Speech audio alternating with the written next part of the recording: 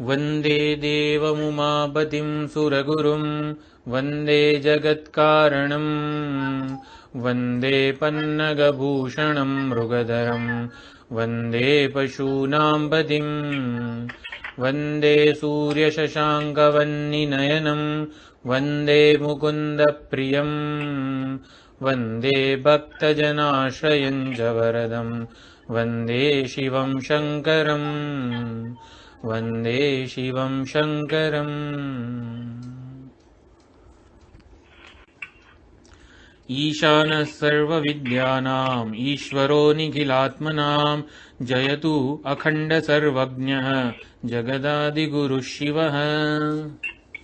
હવે શ્રી રુદ્રમ એટલે રુદ્રોપનિષદ આ સંભળાય છે કે હેડફોન ભરાવું?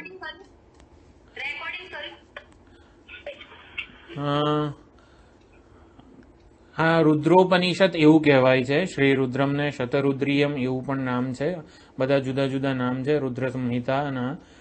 એટલે એના ઉપર ઘણા બધા આચાર્યોએ ચિંતન કરેલું છે. એક તો સાયણાચાર્યજી એટલે સમગ્ર વેદ ઉપર એમણે ભાષ્ય રચેલું છે. શંકરાચાર્યજીએ તો ખાલી 11 ઉપનિષદ ઉપર ભાષ્ય રચ્યું છે. સાયણાચાર્યજીએ સમગ્ર વેદ ઉપર, સમગ્ર વેદના બધા મંત્રો ઉપર ભાષ્ય રચેલું છે. એટલે સાયણાચાર્યજીનું ભાષ્ય અવેલેબલ છે. પછી ભટ્ટ ભાસ્કર જે મીમાંસકો હતા, જે કર્મકાંડને મુખ્ય પ્રધાન પ્રમાણ માને છે, એમનો એક મત છે આ મીમાંસકોનો જ ભટ્ટ ભાસ્કર મત છે. પ્રાભાકરને તે બધા અનેક મત છે મીમાંસકોના પણ. એમાં ભટ્ટ ભાસ્કરે પણ ભાષ્ય રચેલું છે. પછી સ્કંદદેવ મુનિ,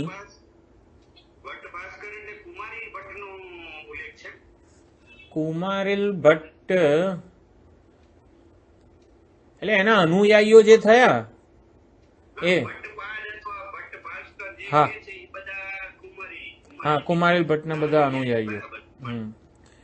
અને સ્કંદદેવ મુનિએ પદ્યાત્મક આખું, જેમ કે વાર્તિક કેવું હોય, માનસોલ્લાસ વાર્તિક હોય કે કેવું, એ શ્લોકબદ્ધ હોય, પદ્યાત્મક રચના હોય. તો એવી જ રીતે આ રુદ્રમ ઉપર એમણે પદ્યાત્મક આખું વાર્તિક લખેલું છે, સ્કંદદેવ મુનિ. એવી રીતે તો શિવજીને સર્વ વિદ્યાઓના સ્વામી કહેવામાં આવે છે. ઈશાન સર્વ વિદ્યાનામ. શિવજીએ જે ડમરું વગાડ્યું એ ડમરુમાંથી બધી વિદ્યાઓની ઉત્પત્તિ થયેલી છે. સંગીત વિદ્યા, આ વિદ્યા, આપણે છાંદોગ્ય ઉપનિષદમાં પણ નારદજી જેટલી વિદ્યાઓનું ઓલું લિસ્ટ આપે છે, એ બધી દિવ્ય 64 વિદ્યાઓની ઉત્પત્તિ સ્થાન એટલે 64 વિદ્યાના આદિગુરુ શિવજી છે. ઈશાન સર્વ વિદ્યાનામ, સર્વ વિદ્યાઓના ઈશાન સ્વામી છે. ઈશ્વર નિખિલાત્મનામ, ઈશ્વર સર્વ નિખિલાત્મનામ એટલે સર્વ જીવોના જે અંતર્યામી સ્વામી છે. જયતુ અખંડ સર્વજ્ઞ, અખંડ સર્વજ્ઞ ચૈતન્ય સ્વરૂપ જે શિવજી છે, જે જગદાદિ ગુરુ, જગતના આદિગુરુ દક્ષિણામૂર્તિ ભગવાન સ્વરૂપે જેમણે અવતાર ધારણ કરેલો છે, એવા શિવજીનો જય થાવ, એવું આખું મંગલાચરણ છે. એટલે આ તો ઓલામાં સાયણાચાર્યજી ભાષ્યમાં છે. તો આના ઘણા ઘણા નામ પ્રસિદ્ધ છે. શ્રી રુદ્ર પ્રશ્ન, રુદ્ર પ્રશ્ન એવું નામ છે. પછી શતરુદ્રીય, રુદ્રીયમાં દ્રી જે છે રસ્વઈ, અને પછી દીર્ઘઈ પણ છે. શતરુદ્રીય નામ છે, શતરુદ્રીય નામ છે. પછી નમકમ એટલે કે નમન, વારંવાર શિવજીને નમસ્કાર કરવામાં આવેલા છે. શ્રી રુદ્રમ એવું નામ છે, નમકમ એવું નામ છે. એટલે આખું અત્યારે આપણે જે બોલીએ છીએ એ તૈતિરીય એટલે કૃષ્ણ યજુર્વેદની તૈતિરીય સંહિતા, તૈતિરીય શાખા જે છે એનો 5મો પ્રપાઠક છે, 5મો અધ્યાય, 5મો પ્રપાઠક આપણે જે બોલીએ છીએ એ રુદ્ર છે. અને ચમકમ જે નમકમ પછી બોલવામાં આવે છે એ 7મો પ્રપાઠક છે, કૃષ્ણ યજુર્વેદની તૈતિરીય શાખાનો. તૈતિરીય ઉપનિષદ એ કૃષ્ણ યજુર્વેદની તૈતિરીય શાખામાં આવેલું ઉપનિષદ છે, એના બ્રાહ્મણ વિભાગમાં. એવી રીતે એ તૈતિરીય ઉપનિષદ બ્રાહ્મણ વિભાગમાં છે. આ સંહિતા વિભાગમાં, કૃષ્ણ યજુર્વેદની સંહિતા વિભાગમાં તૈતિરીય શાખામાં 5મો પ્રપાઠક આ આવેલો છે. એટલે રુદ્ર નામ ત્રિશતી એમાં 300 વખત નમઃ નમઃ નમઃ છે. એટલે રુદ્ર નામ ત્રિશતી 300 વખત નમસ્કાર છે, 300 વાર રુદ્રના નામ છે એ પ્રમાણે. અને ચમકમ ચમે ચમે ચમે ચમે જે છે 358 વાર છે ચમકમમાં. હવે શતરુદ્રીયમ એવું નામ કેમ પડ્યું? શતમ રુદ્રાહ દેવતાહ અસ્ય ઇતિ શતરુદ્રીયમ ઉચ્યતે. સાસ્ય દેવતા એવું પાણીની મહારાજનું વ્યાકરણમાં સૂત્ર છે, અધિકાર સૂત્ર છે. એમાં શતરુદ્રા છ એટલે ચ અને છ એવા બે પ્રત્યય લાગે છે. દેવતા અર્થમાં રુદ્ર શબ્દને દેવતા અર્થમાં ચ અને છ એવા પ્રત્યય લાગે એવું વિધાન થાય. એટલે શતરુદ્રીયમ અને શતરુદ્રીયમ એવા બે શબ્દો બને છે. શતરુદ્રીયમ દીર્ઘ જે છે એ છ પ્રત્યય રુદ્રને છ આવી રીતે સાસ્ય દેવતાના અર્થમાં છ છે પ્રત્યય, અને શતરુદ્રીયમ જે રસ્વઈ છે એમાં ઘ પ્રત્યય લાગેલું છે. એમાં શતરુદ્રીયમ એટલે 100 વખત 100 રુદ્ર 100 જ છે. રુદ્રના ગણો એટલે કે રુદ્ર સ્વરૂપ જે દેવતાઓ છે એ 100 જ છે. તો શતમ, શત એ અનંતવાચી છે, અનેક, સેંકડો, અસંખ્ય અનંત રૂપો છે શિવજીના. અને એ બધા રૂપે રહેલા, સર્વરૂપ વિશ્વરૂપે રહેલા શિવજીને નમસ્કાર છે. આપણી જે ઉપાસના છે વૈદિક પદ્ધતિની એમાં એક રૂપ ઈશ્વર ભક્તિ છે, પછી વિશ્વરૂપ ઈશ્વર ભક્તિ છે, અને અરૂપ ઈશ્વર ભક્તિ છે. ત્રણેય રૂપ. પહેલા એક રૂપે શિવલિંગ ઉપર આપણે અભિષેક કરીએ, મિલીપત્ર ચડાવીએ, એક રૂપ ઈશ્વર ભક્તિ છે. પછી વિશ્વરૂપ ઈશ્વર ભક્તિ, અનેક રૂપો જેના છે અથવા તો જેટલા પણ રૂપો છે એ એના જ છે. સોનું એવું કહી શકે બધા અલંકારો મારા જ છે. એવી રીતે જે વિશ્વાત્મા રૂપે છે, વિશ્વરૂપે રહેલો છે, એ વિશ્વરૂપે નમન પણ શિવજીને થઈ શકે છે. એ આ રુદ્રમ છે. અને અરૂપ ઈશ્વર ભક્તિ, એના જે ધ્યાન શ્લોકોમાં એક શ્લોક અરૂપ ઈશ્વરનો પણ છે. શિવજીનું વાસ્તવિક સ્વરૂપ શું છે? દરેકે દરેક દેવતાનું એક ઉપનિષદ હોય છે. એવી રીતે રુદ્રોપનિષદ છે, આ એ રુદ્રનું ઉપનિષદ છે. એટલે એમનું દરેકે દરેક એમાં એમનું મૂળભૂત સ્વરૂપ પણ દર્શાવવામાં આવેલું હોય છે. તો મૂળભૂત સ્વરૂપ શું દરેક દેવતાનું? કે ચૈતન્ય આત્મજ્યોતિ સ્વરૂપ એ જ દરેક દેવતાનું ઈશ્વરનું મૂળભૂત સ્વરૂપ છે. તો એ અરૂપ ઈશ્વર ભક્તિ.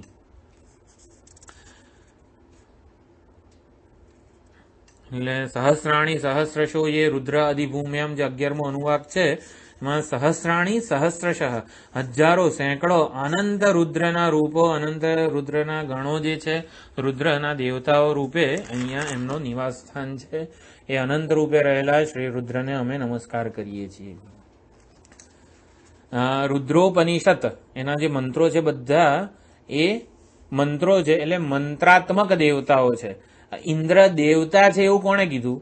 આપણને તો ક્યાંય ખબર નથી. ચલો પુરાણ વૈદિક કાળના જે દેવતાઓ હતા ઇન્દ્ર વગેરે, ઇન્દ્ર, વરુણ, પ્રજાપતે, તો ઇન્દ્રાય સ્વાહા, પ્રજાપતય સ્વાહા, વરુણાય સ્વાહા, આ મંત્રો હતા. ઇન્દ્રાય સ્વાહા એ મંત્ર જ એવું કહે છે, મંત્ર જ પ્રમાણ છે ઇન્દ્રના દેવતા હોવાપણામાં. ઇન્દ્ર દેવતા કેમ છે? કારણ કે ઇન્દ્રાય સ્વાહા મંત્ર મળે છે વેદમાં. એવી રીતે રુદ્રોપનિષદના મંત્રો વડે આ રુદ્રના સ્વરૂપનું પ્રતિપાદન થયેલું છે. માટે આ રુદ્ર દેવતાઓ આ સમગ્ર બ્રહ્માંડમાં છે. એટલે એનું આ પ્રમાણ છે, કારણ કે રુદ્રોપનિષદમાં આવી રીતે નમસ્કાર કરવામાં આવેલા છે, સ્તુતિ કરવામાં આવી છે. મંત્ર પ્રતિપાદ્યતયા દેવતાત્વમ, મંત્ર એ પ્રતિપાદન કરેલું છે રુદ્રોપનિષદમાં, માટે એ રુદ્ર દેવતા છે. એટલે એમનું પ્રામાણ્ય આવી રીતે વેદમાં છે. શતરુદ્રીયમ એટલે રહસ્યાની ઇમાની રુદ્રિયાણી રુદ્ર નામધેયાની. તો આ રુદ્રમ ને રુદ્રિયમ એટલે શું? રુદ્રિયમ એટલે રુદ્ર નામધેયાની, રુદ્રિયાણી, રુદ્રના અનેક નામ અને અનંત સેંકડો નામથી એમને નમસ્કાર અને સ્તુતિ કરવામાં આવેલી છે. અને આ બધા રહસ્ય નામ છે, અત્યંત ગૂઢ છે બધા, એટલા માટે રુદ્રિયમ એવું કીધું છે. તો સાયણાચાર્યજીએ શરૂઆતમાં લખેલું છે કર્મ પ્રકરણે પાઠાત કર્માંગત્વમ ઇહ ઈષ્યતે. કર્મ પ્રકરણમાં પણ રુદ્રોપનિષદનો પાઠ છે, માટે એ કર્મનું અંગ પણ છે. અને જ્ઞાન હેતુત્વમ અપી અસ્ય તથોપનિષદિતિ ઈરિતમ. અને આ રુદ્રનું જ્ઞાનના હેતુપણું બધા આચાર્યો, જે 3 આચાર્યો હતા મેં કીધું, એમણે સાબિત કર્યું છે. આપણા પુરાણોમાં પણ એનું છે, વેદ ઉપનિષદોમાં પણ એનું પ્રતિપાદન થયેલું છે. એટલે કર્માંગ છે, કારણ કે કર્મકાંડમાં એનું પ્રતિપાદન છે. વેદાંતમાં પણ આ ઉપનિષદ છે, જ્ઞાન હેતુત્વ પણ છે એનું, માટે એને રુદ્રોપનિષદ એવું પણ કહેવામાં આવેલું છે. આ આખા જેટલી બી ઉપાસના છે એમાં આ રુદ્રમ જે છે એ એકમાત્ર એવું જે છે એ કર્મનું અંગ પણ છે અને ચિત્ત શુદ્ધિ દ્વારા એ જ્ઞાનનું હેતુ પણ બને છે. આત્મજ્ઞાનનું સાધન પણ એને કહેવામાં આવેલું છે. તો સમગ્ર વેદમાં અનેક જગ્યાએ આ રુદ્ર પ્રશ્ન મળે છે. શુક્લ યજુર્વેદની કાણવ શાખામાં અને માધ્યંદીની શાખામાં રુદ્ર પ્રશ્ન મળે છે. કૃષ્ણ યજુર્વેદની તૈતિરીય શાખામાં છે, કાઠક શાખામાં છે, મૈત્રાયણી આ 3 શાખાઓમાં પણ મળે છે. એમાં આપણે જે અભ્યાસ કરીએ છીએ, બોલીએ છીએ અભિષેક વખતે, એ તૈતિરીય શાખાનું, કૃષ્ણ યજુર્વેદની તૈતિરીય શાખાનું આ જે છે. કર્મ અને અંગ બંનેનું આ અંગ છે અને એના માટે કર્મ જ્ઞાન હેતુત્વેન અંગત્વેન આપણે અભિષેક અને એનો વિનિયોગ કરીએ છીએ. સસ્વર પઠન એનું કરવામાં આવે ચેન્ટિંગ, તો જે તે ઈચ્છા પૂર્તિ થાય. જેમ કે રુદ્ર પ્રશ્ન જે છે એના એક મંત્ર છે. ઓમ નમો ભગવતે રુદ્રાય એક મંત્ર છે. પછી બીજો મંત્ર ઓમ નમસ્તે રુદ્રમન્યવા ઉતોદૈશવે નમઃ, અને પછી બીજી જે લાઈન છે, એટલે દરેક અનુવાકમાં પણ મંત્રો છે. એટલે આટલો એક મંત્ર, પછી બીજો મંત્ર, પછી ત્રીજો મંત્ર, એક મંત્રનું પુરસ્ચરણ કરવામાં આવે. અમુક એના થોડાક વિધિ વિધાન છે કે આટલા 5000 મંત્રના જાપ કરવાના અને આવી રીતે ફળાહાર લઈને કરવાના. દરેક મંત્રનું જુદું વિધિ વિધાન છે. તો એના માટે જે તે ઈચ્છા પૂર્તિ થાય એ પ્રમાણે સાયણાચાર્યજી આખું ભાષ્યમાં લખેલું છે. પછી નિષ્કામ ભાવે પઠન કરવામાં આવે. ફક્ત શિવજીના પ્રસન્નતા માટે, શ્રાવણ મહિનામાં શિવજીની પ્રસન્નતા માટે રુદ્રના ધ્યાનપૂર્વક કરવામાં આવે. વિશ્વરૂપે રહેલા રુદ્રોને નમસ્કાર કરવામાં આવે, એની સ્તુતિ કરવામાં આવે. ત્યારે ચિત્ત શુદ્ધિનું સૌથી વધારે પ્રબળ આ સાધના છે. સૌથી વધારે પ્રતિપાદન એટલે કે સૌથી વધારે પ્રબળ ચિત્ત શુદ્ધિનું આ સાધન છે. એટલા માટે સાઉથના જે છે બધા આચાર્યો એ આનું બહુ જ મહત્વ, આના નાનપણમાં છોકરો એટલે જ્યારે વૈદિક સસ્વર બધું શીખતો હોય ને ત્યારે સૌથી પહેલા એને આ રુદ્રમ શીખવાડવામાં આવે. એટલે ચિત્ત શુદ્ધિનું સૌથી પ્રબળ સાધન આ છે. ચિત્ત નૈશ્ચલ્ય પ્રાપ્ત થાય છે. પઠન, સ્મરણ અને અર્થનું અનુસંધાન ત્રણેય સુંદર રીતે આ રુદ્ર પ્રશ્નમાં થઈ શકે છે.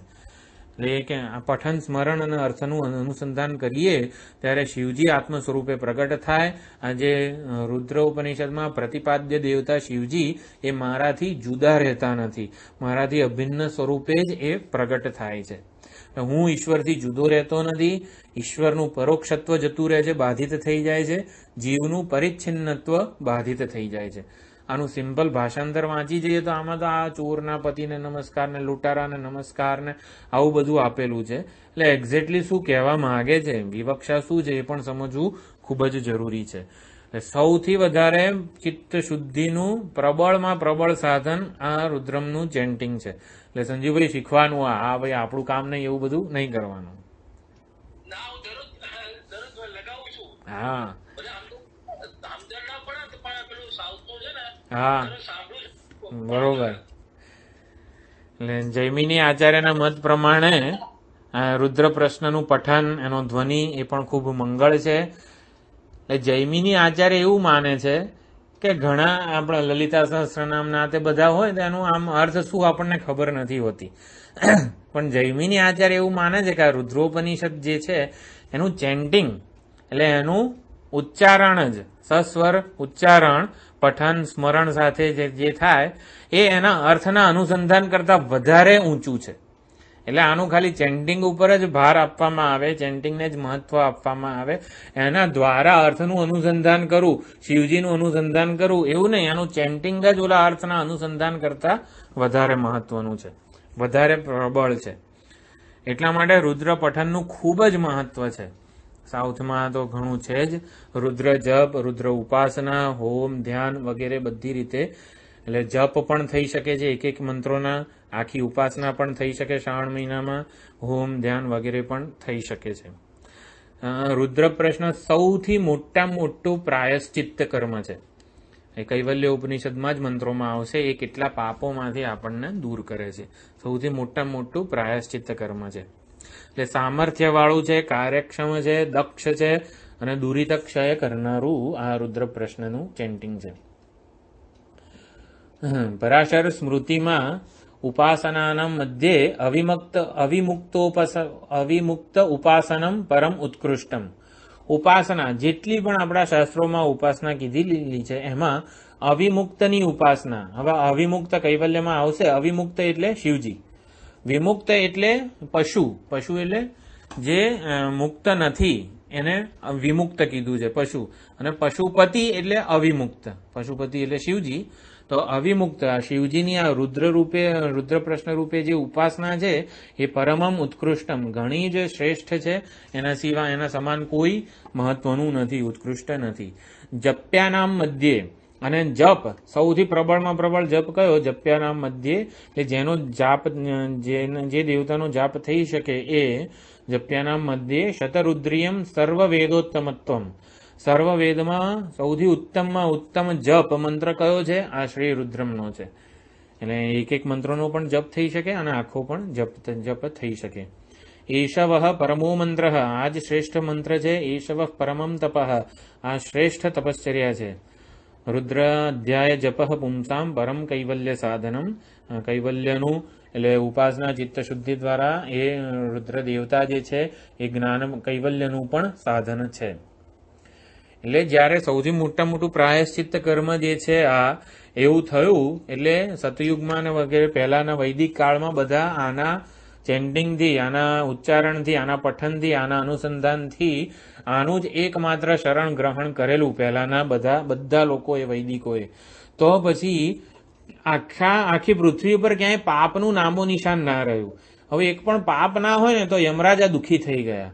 યમરાજા, ચિત્રગુપ્ત આ બધા છે ને નવરા બેઠા માખીઓ મારવા લાગે. આવું બધું લખેલું છે ભાષ્યમાં. એટલે યમરાજા અને બધા ચિત્રગુપ્તે બ્રહ્માજીને કીધું કે તમે કંઈક કરો, આ તો રુદ્રના જાપથી બધા પાપ મુક્ત થઈ ગયા છે, હવે અમારે શું કરવાનું? ત્યારે અશ્રદ્ધા અને દુર્મેધા આ બે નામની વસ્તુનું સર્જન કર્યું બ્રહ્માજીએ અને પછી પૃથ્વીલોકમાં એને ઉતારી. એટલે અશ્રદ્ધા અને દુર્મેધાથી જ્યારે આનું ઉચ્ચારણ થાય ને ત્યારે એનું ફળ ના મળે આપણને. અને રુદ્રાધ્યાયના જપથી બધા પાપ મુક્ત તો થઈ ગયા હતા. એટલે યમરાજાએ આવી પછી કંઈક કરવું પડ્યું અને અશ્રદ્ધા અને દુર્મેધાથી પછી લોકોનું પતન થવા માંડ્યું, પાપનું આચરણ વધતું ગયું વગેરે. એટલે શ્રદ્ધા અને મેધાપૂર્વક આ રુદ્રના જાપ કરવાના છે. એટલે નિખિલ પાતક પ્રાયશ્ચિત્તમ, આપણા જેટલા બી જાણે અનાદિ જન્મોથી જેટલા પણ પાપ થઈ ગયા છે એ શ્રદ્ધાપૂર્વક, અત્યંત શ્રદ્ધા. સારું, આમાં બધું નમસ્કાર ને બધું છે એટલે કંઈક આમ મજા નથી આવતી શું છે એવું બધું નહીં રાખવાનું. મેધાપૂર્વક એના આપણે અર્થ સમજીશું એટલા માટે જ. એટલે શ્રદ્ધા અને મેધાપૂર્વક એના પાઠનું આપણે ઉચ્ચારણ કરીએ તો નિખિલ પાતક પ્રાયશ્ચિત્તમ, તમામ દૂરિત જે છે પાપ એનો નાશ કરનારું આ એકમાત્ર સાધના છે.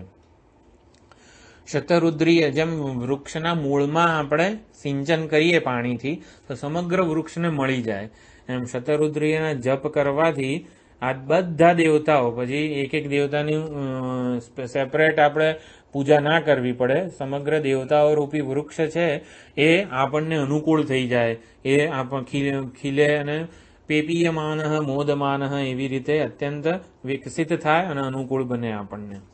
શતરુદ્રીયના અધ્યયનથી શિવજીના શરણાગત ભક્ત આપણે થઈ જઈએ છીએ. અને અવિમુક્ત કૈવલ્ય ઉપનિષદની ફળશ્રુતિમાં જ છે આ અવિમુક્તમ આશ્રિતો ભવતી. અવિમુક્ત એટલે શિવજી, પશુપતિનાથ એને આશ્રિત થઈ જાય છે. એના જીવનમાં શિવજી જ એકમાત્ર આશ્રય રૂપે રહે છે. તો લઘુન્યાસ આપણે જે છે એનો અર્થ થોડો જોઈશું. લઘુન્યાસનું મહત્વ છે અને મહાન્યાસ, રુદ્રમનો મહાન્યાસ પણ છે. આપણે જ્યારે સાઉથથી ઓલા ચંદ્રશેખર ભટ્ટ આવ્યા હતા આપણા આશ્રમમાં ત્યારે રુદ્ર એકાદશી એક ગઈ વખતે 2019ના મે મહિનામાં પણ કરી હતી અને આ વખતે પણ રુદ્ર એકાદશી બીજા દિવસે એનું પઠન કરેલું. 11 વાર ઓલો અભિષેક અને આ તે એમાં એ લોકોએ પહેલા મહાન્યાસ કરેલો હતો.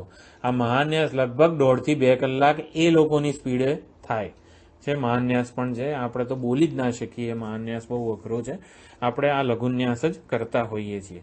પણ મહાન્યાસમાં 5 પ્રકારે અંગન્યાસ થાય છે. ન્યાસ એટલે શું એ બધું આપણે લઘુ ન્યાસમાં જોઈશું. દેવતાઓનું આવાહન, બધા રુદ્રોનું આપણા શરીરમાં આવાહન, સ્થાપન, પ્રતિષ્ઠા કરવાની હોય છે મહાન્યાસમાં. તો 5 પ્રકારે અંગન્યાસ છે મહાન્યાસમાં. તો શિખાથી અસ્ત્ર સુધી 31 અંગોમાં ન્યાસ કરવાનો. પહેલા આ બધું આવેલું છે, આપણે મહાન્યાસ કંઈ જોવાના નથી, કારણ કે બહુ અઘરો છે, આપણને તો એ શીખ્યા જ નથી, અને એ તો પરંપરાગત ઓલા શિક્ષણથી જ પ્રાપ્ત થાય છે. મૂર્ધાથી પાદ સુધી 10 અંગોમાં, પાદથી મૂર્ધા સુધી 5 અંગોમાં. આખો રિવર્સ પણ થાય, મૂર્ધાથી પાદ સુધી, પાદથી મૂર્ધા સુધી, ગુહ્યથી મસ્તક સુધી, અને હૃદયથી પાછો અસ્ત્ર સુધી. એવી રીતે 5 અંગોમાં ન્યાસ કરવાનો હોય છે. એટલે 41 10 51 56 અંગોમાં આવી રીતે મહાન્યાસ કરવાનો આવે છે. તો રુદ્ર પ્રશ્નના આવી રીતે 11 અનુવાક છે. ચમકમના પણ 11 અનુવાક છે. અનુવાક 1માં ઓમ નમો ભગવતે રુદ્રાય વગેરે કરીને જે અનુવાક 1 છે, એમાં ભગવાનની કૃપા, ભગવાનનો પ્રસાદ, ભગવાનના અનુગ્રહ માટે પ્રાર્થના કરેલી છે. પ્રાર્થના રૂપે ભગવાનને અહીંયા નમસ્કાર કરવામાં આવેલા છે. ભક્તનો પક્ષપાતી ભગવાન બને, ભગવાન ભક્તને અનુકૂળ બને, ભક્તનું કાર્ય સાધે. ભગવાન તમે ભલે સમદર્શી રહ્યા, પણ તમે ભાઈ મારું કંઈક કામ કરો, હું તમારો ખાસ ભક્ત છું, તમે ભાઈ મારું કામ કરો ત્યારે તમારું કંઈક શું કહેવાય, તમારી સ્તુતિ થશે જગતમાં. તમે ભક્તનું આવી રીતે રક્ષણ, પાલન, પોષણ કરો ત્યારે ભગવાન તમારી જ બધી મહત્તા ગાવાની છે. શું વાહ થશે, એટલે તમારી વાહ થાય ને એટલે તમે મારું કાર્ય સિદ્ધ કરો. આવી એક બાળક રૂપે પ્રાર્થના કરવામાં આવે છે કે તમે મને અનુકૂળ બનો. અને પછી 2 થી 9 અનુવાક જે છે એમાં સર્વેશ્વર રૂપે, સર્વાત્મા રૂપે, સર્વ અંતર્યામી રૂપે, આ 3 રૂપે શિવજીનું પ્રતિપાદન છે. સર્વેશ્વર રૂપે જગન્નાથ, જગતના નાથ રૂપે સર્વેશ્વર જે છે જગન્નાથ કઈ રીતે આ સમગ્ર સૃષ્ટિનું અભિન્ન નિમિત્ત ઉપાદાન કારણ છે, અને એના દ્વારા એ સમગ્ર સૃષ્ટિનું નિયામન, સંચાલન કરી રહ્યા છે. તો એ રીતે સર્વેશ્વર રૂપે પ્રતિપાદન છે. જગન્નાથ ભગવાનની જે મૂર્તિ છે પુરી, જગન્નાથપુરીમાં કે અહીંયા જમાલપુરમાં, એમાં ભગવાનના હાથ નથી. તો ભગવાનના હાથ કેમ નથી? કેમ? હાથ વગરની મૂર્તિ છે તો ખંડિત મૂર્તિ ના કહેવાય? હાથ વગરની મૂર્તિ તો ખંડિત મૂર્તિ છે. પણ પછી એ વખતે ભગવાને કીધું હતું કે કળિયુગમાં મારી આની જે પૂજા થશે, વાંધો નથી. તો ભગવાનના હાથ નથી, એટલે ભગવાને આટલું બધું કામ કરવાનું છે, જગતનું સંચાલન, સ્થિતિ, નિયમન, અનુગ્રહ, નિગ્રહ, પ્રવેશ બધું કરવાનું છે. તો હવે હાથ નહીં જોઈએ ભગવાનને? તો હાથની જરૂરિયાતથી મુક્ત છે, માટે એનું એ પ્રતીક છે સર્વેશ્વરત્વનું, કે જગતનું સંચાલન કરવા માટે, કોઈ પણ કાર્ય કરવા માટે હાથની જરૂર નથી. જે સર્વશક્તિમાન હોય એને હાથની કરણ કે અંગોની જરૂર નથી પડતી. એક વૃક્ષ કાપવું હોય તો આપણને ઓલા કુહાડીની જરૂર પડે, જ્યારે હાથીને ના જ પડે. કેમ? શક્તિ વધારે છે. આપણને રોટલી વણવી હોય તો ઓલું વેલણ ને બધું જોઈએ, પરંતુ પહેલાના જમાનામાં જો બા ને બધા હતા ખાલી હાથથી જ કરી નાખે, કોઈ સાધનોની જરૂર ના પડે.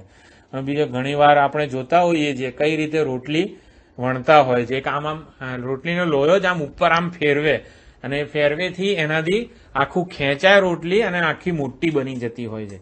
એ સાધનોની જરૂર કોને ના પડે? જે સર્વશક્તિમાન હોય એને સાધનોની જરૂર પડતી નથી. તો જગન્નાથપુરી ભગવાનની મૂર્તિ જે છે હાથ વગરની છે. કેમ?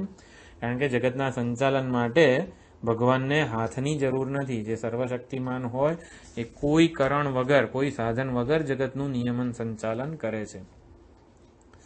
સર્વેશ્વર એટલે નિમિત્ત કારણ રૂપે છે. સર્વાત્મા એટલે ઉપાદાન કારણ રૂપે છે. જગતના આત્મ સ્વરૂપે છે.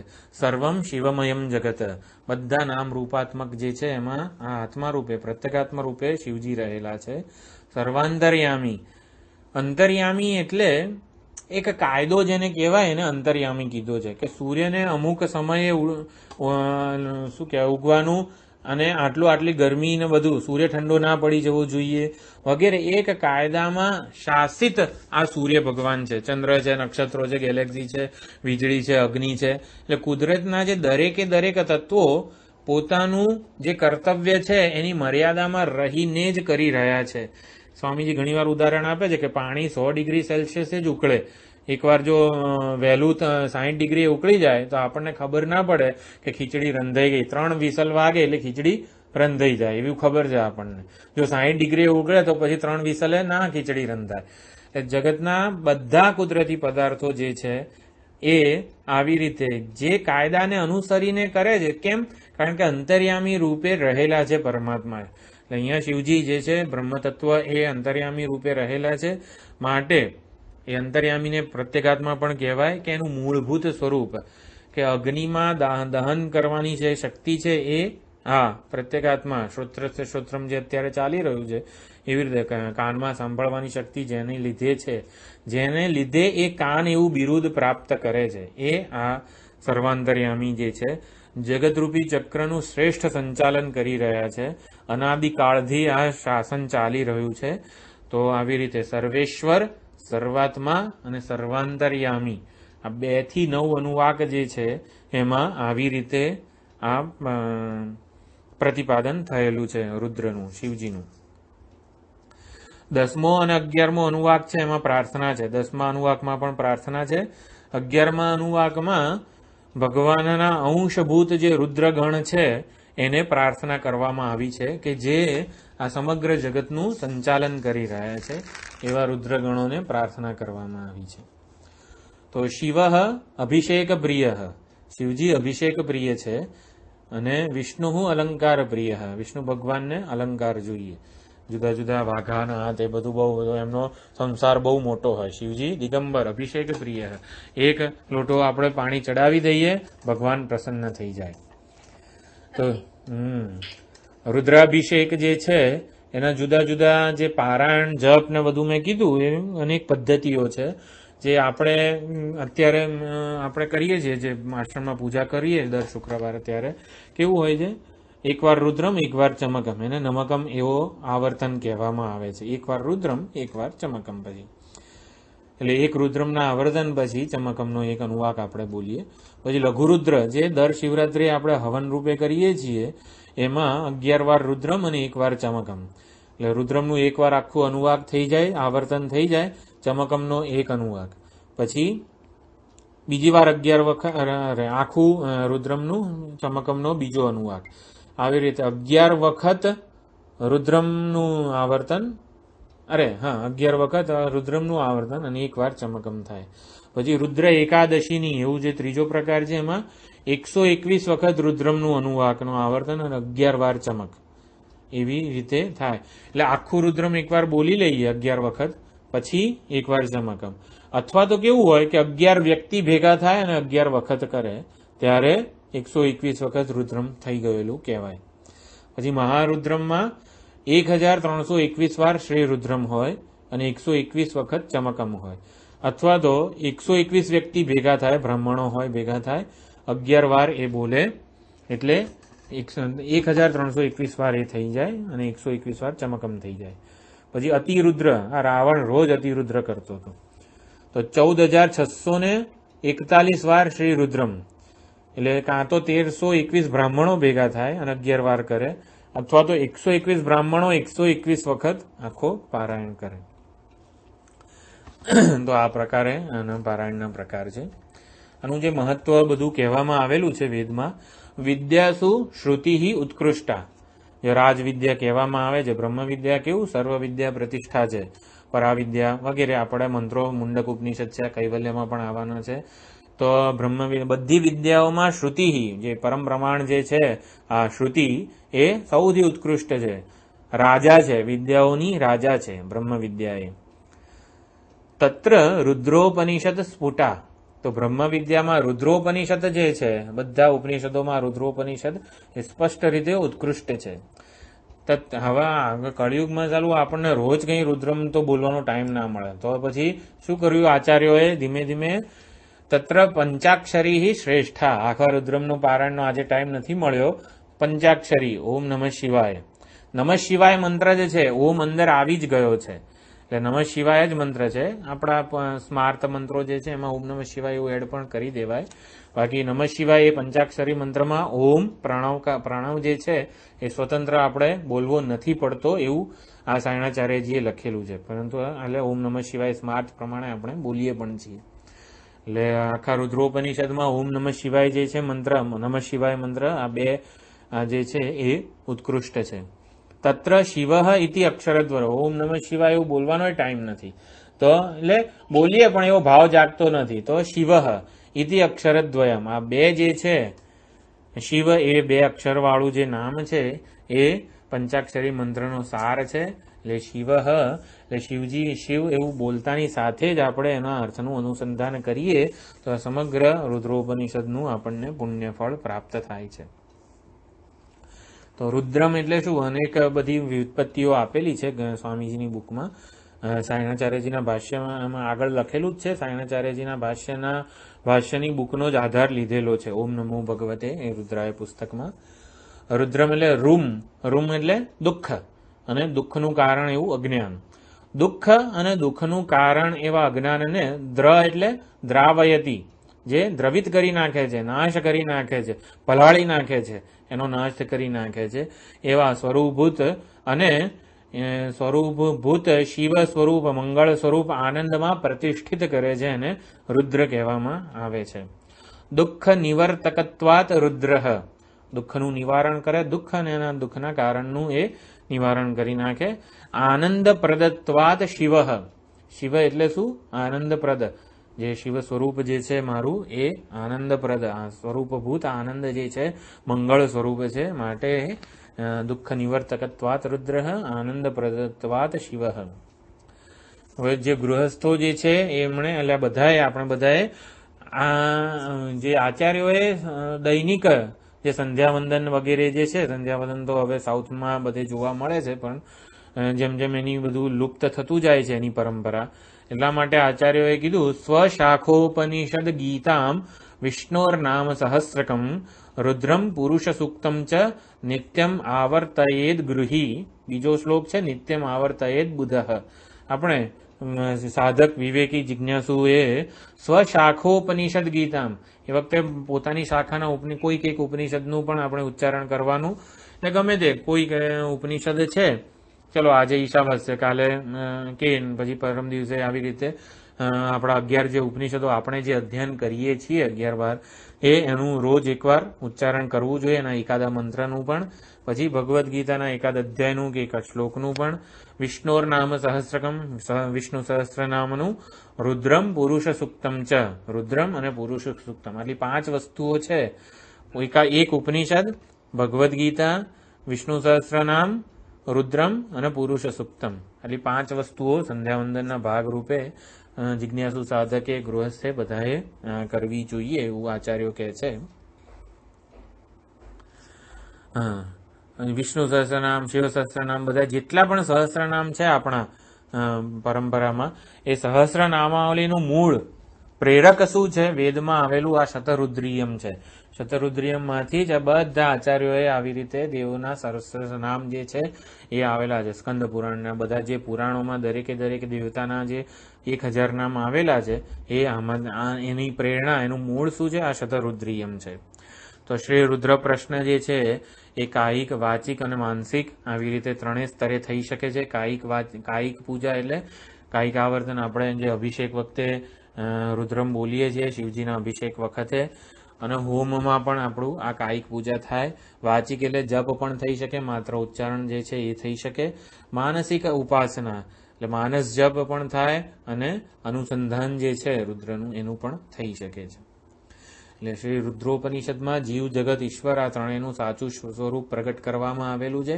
શિવ સ્વરૂપે આ સંપૂર્ણ જગતનું સાચું જે સ્વરૂપ છે એ પ્રગટ કરવામાં આવેલું છે. સૌથી મોટી સાધના એટલે છે કારણ કે દુરિતક્ષય પ્રાય સૌથી મોટું પ્રાયશ્ચિત છે. એટલે દુરિતક્ષય કરે અને ઈશ્વરના આવાહનનું, ઈશ્વરની કૃપાનું, ઈશ્વરના અનુગ્રહનું આવાહન જે છે એ સૌથી સુંદર રીતે, શ્રેષ્ઠ રીતે આમાં થયેલું છે. એટલે આવાહનની ઉત્તમ સાધના છે, ઈશ્વરના અનુગ્રહના આવાહનની ઉત્તમ સાધના આ રુદ્ર પ્રશ્ન છે. એટલે ચિત્ત શુદ્ધિ પ્રાપ્ત થાય અને માનસિક ઉતાર ચઢાવ જે છે, માનસિક એફ્લિક્શન્સ જેને કહેવામાં આવે છે, સ્તુતિ નિંદા નિર્દ્વંદ્વતા જેને કહેવામાં આવે છે, એ આનાથી પ્રાપ્ત થતી હોય છે. ઇમોશનલ મેચ્યોરિટી જે છે, આપણે માનસિક પરિપક્વતા પણ આનું બહુ મોટું ફળ છે. એટલે 11ની સંખ્યા રુદ્ર જે છે એ 11 છે, એટલે 11 અનુવાક ને બધું છે. 11ની સંખ્યા રુદ્ર સાથે સંકળાયેલી છે. એટલે ગીતામાં પણ 11મો જે અધ્યાય છે એ વિશ્વરૂપ દર્શન આવેલો, એ વિશ્વરૂપ દર્શન છે, વિશ્વરૂપે રહેલા.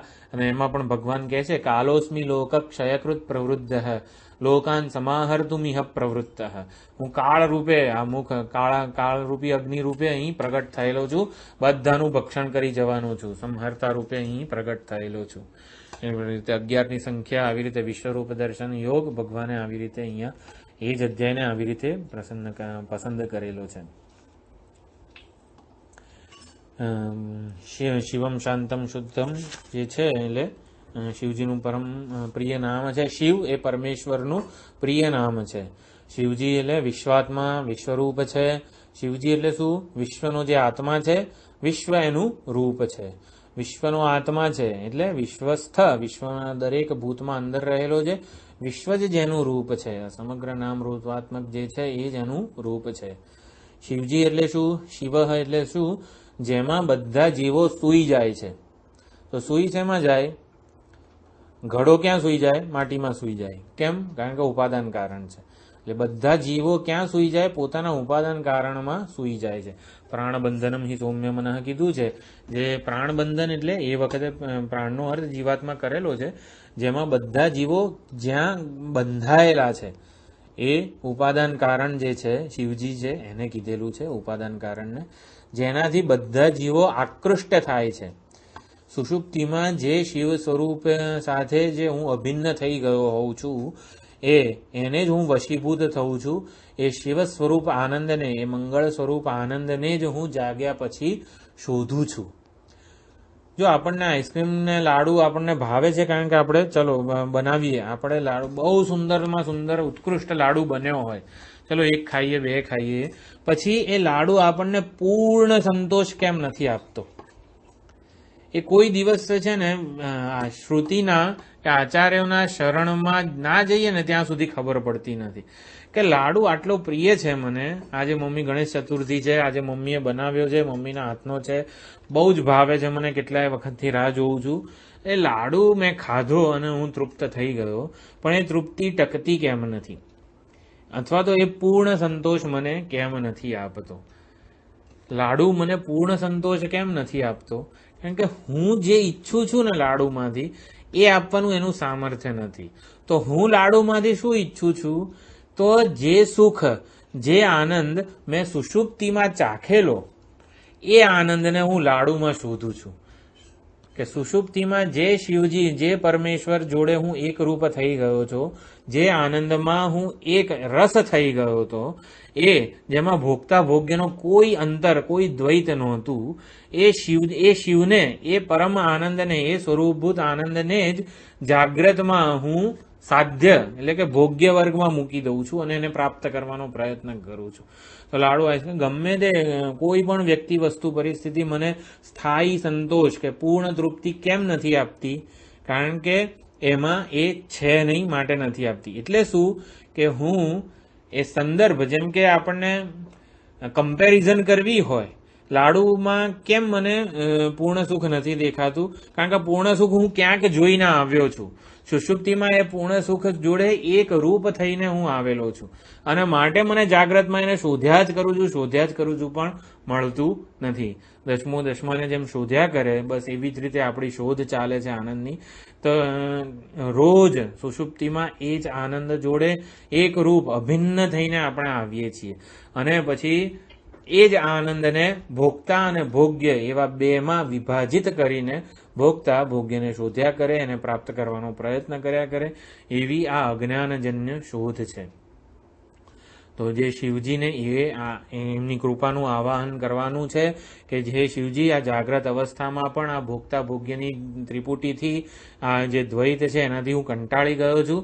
મને પૂર્ણ સ્થાયી સંતોષ આપ મારા જે આત્મ સ્વરૂપે પ્રગટ થાઓ, મને આત્મ સ્વરૂપે આપની ઓળખાણ થાય એ જ જોઈએ છે. ક્યાં સુધી હું તમને બહાર શોધ્યા કરું? મારે હવે તમને બહાર શોધવા નથી. મારે સુખને, શાંતિ, સલામતી, શિવ જે છે એને હવે મારે બહાર શોધવા નથી, મારે આત્મ સ્વરૂપે જ શોધવા છે. એવી સુંદર પ્રાર્થના જોડે આ આખું જે રુદ્રમ છે એને સમજવાનું છે. શિવજી મારા આત્મ સ્વરૂપે પ્રગટ થાય એ જ એકમાત્ર પ્રાર્થના આપણા અંતઃકરણમાં હોય. એટલે શિવ એવું નામ કેમ પડેલું છે? વશીકાંતૌ શિવ સ્મૃત. વશી એટલે જેમાં બધા વશ છે, જેમાં બધા સૂઈ જાય છે, અને જેને કાંતૌ એટલે કે જેને લીધે બધા આકૃષ્ટ થાય છે. એવું સુંદર રૂપ છે સ્વયં જ્યોતિ સ્વરૂપ શિવજીનું. જે સમાધિમાં બેઠેલા વંદે શિવમ શંકરમ પુસ્તકમાં જે ફ્રન્ટ પેજ છે શિવજીનું એ સમાધિસ્થ રૂપ, આંખો ધીમેથી બંધ હોય, પ્રસન્ન જે આમની મુદ્રા છે, આનંદ છે, આખું જે શુદ્ધ સ્ફટિક સંકાશમ ત્રિનેત્રમ પંચવક્ત્રકમ આખું જે સગુણ રૂપ છે એ પણ અત્યંત આહ્લાદક છે. આપણને ત્રણેય તાપથી મુક્ત કરનારું એ રૂપ છે. એટલે વશીકાંતૌ શિવ સ્મૃત. શિવજીનું તત્વ જે છે અનેક રૂપે શિવજીનું અહીં પ્રતિપાદન થયેલું છે. સ્રષ્ટા રૂપે, પછી વિભૂતિ રૂપે. જેટલી પણ યદ્યદ વિભૂતિમત સત્વમ શ્રીમદૂર્જિતમેવ વા તત્તદેવાવગચ્છત્વમ મમ તેજંશ સંભવમ. વિભૂતિ જેટલી અનેક વિભૂતિઓનું વર્ણન કરવામાં આવેલું છે. આવા રૂપે શિવજી જ રહેલા છે. શિવજીની જ વિભૂતિ પ્રગટ થયેલી છે. અનેક શબ્દો રૂપે, યજ્ઞ રૂપે પણ આ ચમે ને બધું શું છે? આ યજ્ઞ યાગ કરવા માટે મારું આખું જીવન વૈદિક યજ્ઞ યાગને સમર્પિત હતું, અને એટલા માટે મને આ બધી વસ્તુઓની જરૂર પડે વૈદિક યજ્ઞ યાગ કરવા માટે. તો એ બધું શિવજી પાસેથી પ્રાર્થના રૂપે માંગવામાં આવે છે. અવતાર, અનેક અવતારોનું વર્ણન પણ છે અહીં શિવજીનું. ઉપાસ્ય દેવતા રૂપે અહીં વર્ણન છે. નિષ્પ્રપંચ એટલે આત્મ સ્વરૂપે, કૈવલ્ય સ્વરૂપે પણ શિવજીનું પ્રતિપાદન થયેલું છે. શિવજીના જે મંદિર અરૂપ ઈશ્વર ભક્તિ, વિશ્વરૂપ ઈશ્વર ભક્તિ, પછી અષ્ટમૂર્તિ વૃદ્ધ દેવ પૂજનમ, અથવા તો મહિમ્ન સ્તોત્રમાં પણ જે ત્વમર્કસ્ત્વમ સોમઃ ત્વમુદરણીરાત્મા ત્વમિતિ ચ વગેરે જે શ્લોક છે અષ્ટમૂર્તિ રૂપે શિવજીનું જે પૂજન છે એવી રીતે પણ અહીંયા પ્રતિપાદન થયેલું છે. તો ચિદમ્બર જે નગર છે એમાં આકાશ મૂર્તિ છે, શિવજીની આકાશ મૂર્તિ છે. જો 8 મૂર્તિ ક્યાં ક્યાં રહેલી છે, 8 મૂર્તિ રૂપે શિવજી અત્યારે આપણા ભારત વર્ષમાં ક્યાં પૂજાઈ રહ્યા છે? તો ચિદમ્બરમમાં આકાશ મૂર્તિ છે. પછી વૃદ્ધાચલમાં કાલહસ્તીશ્વર વાયુ મૂર્તિ છે. પછી તિરુવન્નમલઈ તિરુવન્નમલઈ જે તમિલનાડુમાં છે એમાં તેજની લિંગ ઉદ્ભવ મૂર્તિ છે, તેજ મૂર્તિ છે. જંબુકેશ્વરમાં જળ મૂર્તિ છે. કાંચીપુરમમાં પૃથ્વી મૂર્તિ છે. સોમનાથમાં ચંદ્ર મૂર્તિ છે. કોણાર્કમાં સૂર્ય મૂર્તિ છે. અને પુષ્કરમાં યજમાન મૂર્તિ છે. તોમુદરણી રાતમાં તોમિતિ છે. આખું જે મહિમ્ન સ્તોત્રનો 28મો જે શ્લોક છે, અષ્ટમૂર્તિઓ, 8 મૂર્તિ કઈ રીતે પૂજાય છે? તો શિવજી આવી રીતે 8 મૂર્તિ રૂપે 8 સ્થળે અત્યારે આ પૂજાઈ રહ્યા છે. પાર્થિવ લિંગ હોય, પછી આકાશ લિંગ હોય, તેજ લિંગ હોય, આવી રીતે શિવજીનું આવાહન કરીને એમનું પૂજન કરવામાં આવે છે. એક